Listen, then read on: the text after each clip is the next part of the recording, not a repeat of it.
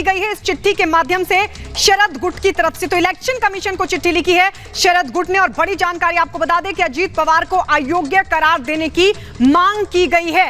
तो ये बड़ी खबर आपको बता दें, कल जिस तरीके से महाराष्ट्र में बड़ा उलटफेर हुआ, अजीत पवार ने कहा कि वही असली एनसीपी है। सृष्टि हमारी सहयोगी लगातार हमारे साथ बनी हुई। कल तक शरद पवार सृष्टि ये कह रहे थे कि कोई कानूनी तरीका वो नहीं इख्तियार करेंगे, जनता पर छोड़ते हैं, लेकिन क्या अब उनको लग रहा है कि हाँ कानूनी रास्ता तो इख्तियार करना पड़ेगा? बिल्कुल गायत्री, सुजाता, जैसा आपने कहा कि कानूनी रास्ता अख्तियार करना पड़ेगा, क्योंकि बात अब पूरी तरीके से पार्टी पर आ चुकी है। अजीत पवार की बात करें, प्रफुल्ल पटेल की बात करें, छगन भुजबल की बात करें, तो लगातार उनकी ओर से यही कहा गया कि असली एनसीपी यही है। और साफ तौर पर उन्होंने ये भी दावा ठोका कि हम इसी चुनाव चिन्ह पर, एनसीपी के ही चुनाव चिन्ह पर आगे जब भी चुनाव लड़ेंगे तो इसी चुनाव चिन्ह पर हम लड़ेंगे, और जहां कार्यकर्ता हैं, जहां विधायक हैं, वही पार्टी है। और दूसरी ओर सिर्फ और सिर्फ आपको बता दें, लगातार जो शरद पवार का अब गुट ही दो धड़ बढ़ चुके हैं। वो गुट ये बात कह रहा है कि जहां शरद पवार हैं वही एनसीपी है। तो अब दावा पार्टी के चुनाव चिन्ह पर और पार्टी पर ठोकने की बात आ चुकी है। हम एनसीपी दफ्तर पर मौजूद हैं। कल देर रात करीब 1 बजे तक यहां पर प्रेस कॉन्फ्रेंस चली थी। जो बड़ी खबर अभी आपने बताई कि डिस्क्वालिफिकेशन को लेकर पिटीशन फाइल कर दी गई है, और विधानसभा अध्यक्ष राहुल नार्वेकर को ही कल बताया गया। यहां जो एनसीपी के प्रदेश अध्यक्ष हैं उनकी ओर से, जयंत पाटिल की ओर से कल पीसी की गई थी इसी दफ्तर में, और ये बताया गया कि कई बार उनको फोन कॉल्स किए गए लेकिन उन्होंने फोन रिसीव नहीं किया। तो व्हाट्सएप के जरिए और ईमेल के जरिए हमने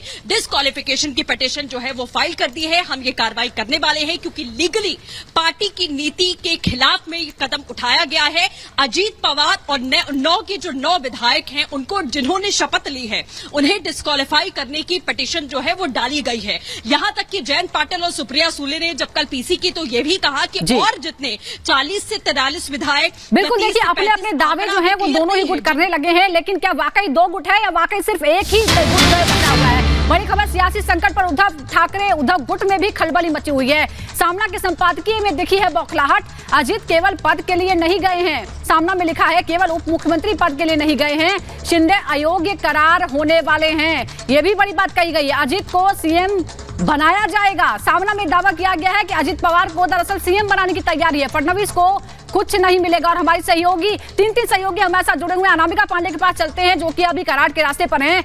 अनामिका, पिछले साल कुछ यही महीना था जब हम उद्धव गुट में और शिवसेना में फूट की बात देख रहे थे, तब शरद पवार ने कहा था कि थोड़ा समझदारी से शायद हैंडल करते उद्धव तो बात बन जाती। अब उनकी बारी है।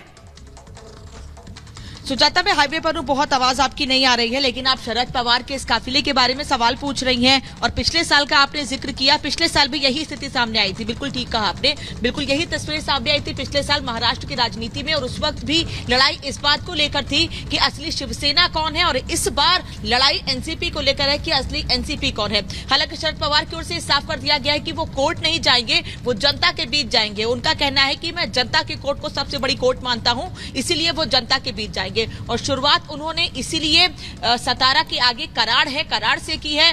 पहले वो वहां पर वाईबी चौहान को श्रद्धांजलि अर्पित करेंगे और उसके बाद एक रैली को संबोधित करेंगे, एक जनसभा होगी जिसमें बड़ी संख्या में कार्यकर्ता होंगे एनसीपी के। लेकिन सबसे बड़ा सवाल और चुनौती यही है शरद पवार के सामने कि आखिर जिस बात के दावे किए जा रहे हैं कि समर्थक उनके साथ हैं या उनसे जुड़े हुए नेता हैं, वो ये कहना है कि समर्थक उनके साथ हैं, वो चुनौती फिलहाल शरद पवार के फेवर में नहीं है वो स्थितियां। क्योंकि मैंने अभी शरद पवार के घर के बाहर भी देखा, कोई बहुत बड़ी संख्या में कार्यकर्ता वहां पर नहीं थे।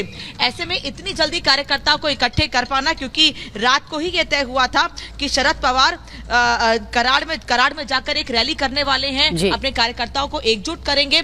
तो ऐसे में बड़ी संख्या में कार्यकर्ताओं को वहां जुट पाना, उन्हें संबोधित करना, और क्योंकि अब विधानसभा चुनाव है। बिल्कुल अनामिका, आपके पास लौटेंगे क्योंकि इस बीच एक बड़ी खबर, और बड़ी खबर ये कि महाराष्ट्र की सियासत पर संजय राउत ने बड़ा बयान दिया। महाराष्ट्र को नया सीएम मिलेगा, ये कह रहे हैं संजय राउत। आपको बता दें